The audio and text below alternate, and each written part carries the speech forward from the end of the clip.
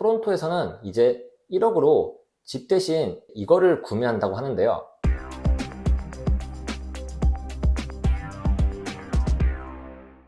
안녕하세요. 캐나다 유가데디입니다. 캐나다에 이민 오신 분들이 대부분 공감을 하는 게 캐나다에 정말 싼 집이 없다 입니다. 캐나다가 땅이 이렇게 넓은데 왜 집이 부족하고 집값이 높은지는 이제 모르시는 분들은 없을 것 같아서 이 이유에 대한 부분은 이번 영상에서는 생략을 하도록 하겠습니다. 이 캐나다는 심지어 아주 작은 도시라고 할지라도 싼 집이 없는 게 요즘 캐나다의 현실입니다. 정말 코로나 이후로 안 오른 곳이 없다고 생각되는데요.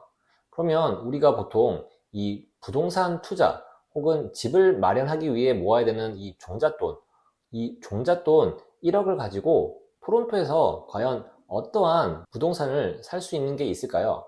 네, 아쉽지만 결론은 아무것도 살 수 있는 게 없다 입니다. 잠깐만요. 아니 저번에는 1억 정도만 있으면 원베드 콘도 분양 정도는 뭐 받을 수 있다고 그러지 않으셨어요? 1억으로는 5억짜리 콘도를 이제 분양을 받을 수 있는 그런 금액은 되지만 나머지 이제 4억은 여러분들이 완공 시점이 됐을 때 대출을 받아서 충당을 해야 됩니다. 즉 제가 말씀드린 이 1억으로 완벽한 대출이 전혀 없는 무언가를 캐나다에서 사기가 불가능에 가깝다고 보시면 됩니다. 한국에서는 소위 아파트 대체제로서의 주거 공간인 오피스텔, 빌라, 아파텔, 다세대 주택, 그리고 단독주택 이렇게 많은 종류들이 있습니다. 서울에서 대장격인 이 아파트를 제외를 한다면 그 아파트의 대체제 중에 하나인 오피스텔을 약 1억 정도에 매수를 하는 것은 잘만 찾아보면 그렇게 어려운 일은 아닙니다. 제가 신혼 때 살았던 강서구 가양동 그쪽 동네를 한번 검색을 해봐도 1억 정도의 오피스텔은 심심치 않게 찾을 수가 있습니다. 이렇게 사이즈가 크던 아니면 작건 그리고 시세가 오르던 아니면 오르지 않던 내 명의의 집을 대출을 하나도 안 끼고 순전히 살 수 있는 그런 가격대의 주택이 여전히 있다는 것이죠. 한국의 전세가 좋다 나쁘다 그런 걸 떠나서 어찌됐든 싼 가격의 주거 공간이 있는 그런 장점 때문에 서울에서의 주거에 대한 걱정은 캐나다에 살고 있는 저희 입장으로 봤을 때는 참 정말 부럽다 라고 느끼는 점이 많이 있습니다. 반면 캐나다의 주거 공간은 크게 하우스 그리고 콘도 이렇게 크게 두 분류로 나눌 수가 있는데요. 한국에 비해 정말 제한적이죠. 굳이 더 세분화를 하자면 두 집이 붙어 있는 세미 디태치드 그리고 타운하우스 그리고 아파트 더 이렇게 다양하게 있지만 오늘 제가 말씀드리고 싶은 얘기는 캐나다에서는 애초에 이렇게 소액으로 살 수 있는 집 자체가 불가능에 가깝다는 얘기를 하고 싶어서입니다. 그럼 현 시점에서 토론토에서 가장 싼 집은 어디일까요? 최근에 토론토에서 정말 싸게 팔린 그런 집이 하나 있었는데요. 바로 2억 정도에 팔렸습니다. 그 정도 가격이면 뭐 나쁘지 않은데? 라고 생각할 수도 있겠지만 아마 토론토에 사시는 분들은 이 지역을 아실 텐데요. 바로 제인 앤 핀치 그쪽 지역입니다. 이쪽 지역은 예전부터 치안이 정말 안 좋기로 좀 소문난 그런 동네인데요. 심지어 이렇게 치안이 좀 안 좋기로 소문난 그쪽 동네 커뮤니티의 집값도 최소 가격이 2억을 넘는다고 보시면 될 것 같고요. 그래서 다른 지역의 평균 가격은 보통 4억에서 5억 이제 그 정도는 줘야지 구매를 할 수 있다고 보시면 될 것 같습니다. 즉 1억 언저리 정도의 돈을 가지고 캐나다 토론토에서 내 몸 하나 눕힐 수 있는 주거 형태 자체가 아예 없다는 말인 것입니다.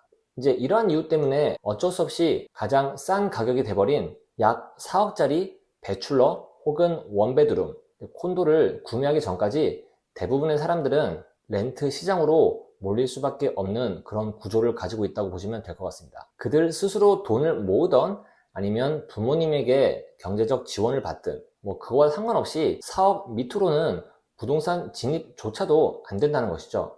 예를 들자면 사다리의 스텝이 아래서부터 하나씩 이렇게 올라가는 그런 사다리가 아니라 첫 스텝이 애초에 위쪽 이쪽에 달려있다 보니 시작부터 매달리면서 올라타야 되는 그런 구조를 가지고 있습니다. 이게 저는 참 안타까운 현실이라고 생각을 합니다. 그래서 토론토에서는 이제 1억으로 집 대신 이거를 구매한다고 하는데요.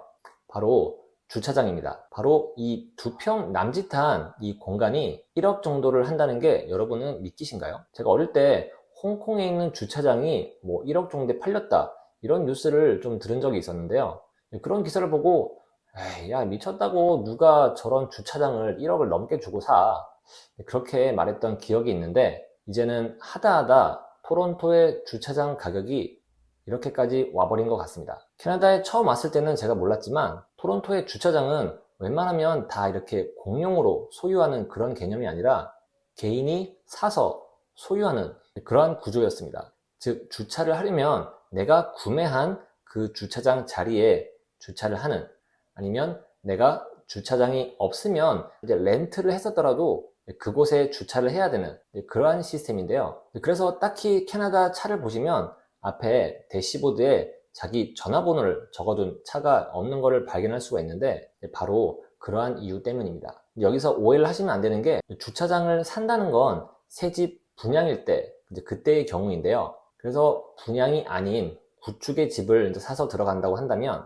그 집에 주차장은 있는지 없는지, 주차장이 있으면 뭐 1개인지 2개인지 그렇게 확인을 반드시 하시고, 구축의 경우에는 그 주차장이 집 가격에 포함이 되어 있기 때문에 주차장의 유무를 반드시 확인하시고, 그에 따른 가격이 합리적인지 그것 또한 잘 보고 사시면 좋을 것 같습니다. 다시 본론으로 돌아와서 제가 오늘 말씀드리고 싶은 점은, 토론토 다운타운 주차장의 가격이 서울 외곽의 오피스텔 가격과 비슷하다는 점입니다. 캐나다에서 싼 집이 없어서 집을 못 사는 것도 서러운데, 한국에서는 이 공짜인 이 주차장을 1억에 사야 된다는 그런 사실이 너무 슬프지 않나요? 그런데 더 충격적인 사실은, 이 어이없는 가격의 1억짜리 주차장도 아무나 구매를 할 수 없다는 점입니다.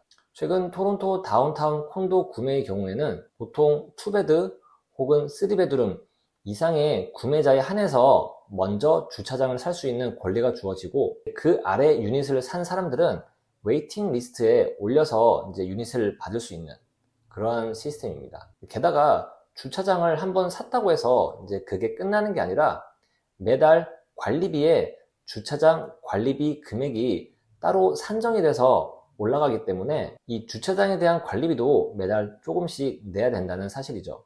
정말 좀 놀랍지 않나요? 이렇게 모든 것이 싼 게 없고 돈으로 돌아가는 캐나다 부동산 시장의 단면을 제가 오늘 한번 말씀드렸는데요. 높은 물가, 그리고 높은 집값으로 더더욱 설 자리를 잃어가는 초기 이민자들의 단면을 볼 수 있는 이제 그런 내용이지 않았나, 저는 개인적으로 생각을 해봤습니다.